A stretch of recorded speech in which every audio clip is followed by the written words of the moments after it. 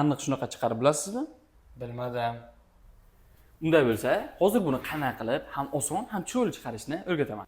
Eng asosiysi, juda ham arzon narxga chiqarasiz. Birinchi navbatda devorning kerakli joyini belgilab olamiz. Chiroyli chiqishi uchun atroflarini malyarniy skotch qilib olamiz. Ishni shkaturka qorishdan boshlaymiz. Shkaturka qoldimi? Zo'r.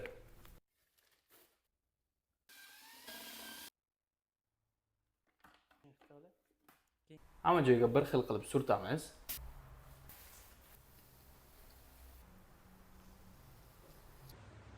Endi esa bizga kelma kerak bo'ladi. Buni o'rniga oddiy shpatelni ishlatsangiz ham bo'ladi. Ishingiz chiroyli, oson chiqishini xohlasangiz, kelmani tavsiya etamiz. Tayyor rasvorning ichiga kelmani shu tarzda botirib olamiz. Devorimizga shu tarzda kelmani yopishtirib olasiz.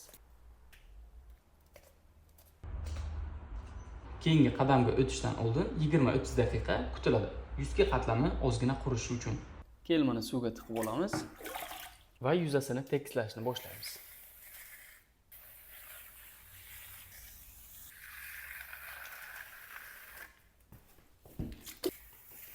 Xuddi shu tarzda kelmani bir xil tortasiz. Ko'p qattiq bossangiz tekstura buzilishi mumkin. Tayyor bo'lgandan keyin malyarni skochni sekin tortsangiz ham bo'ladi.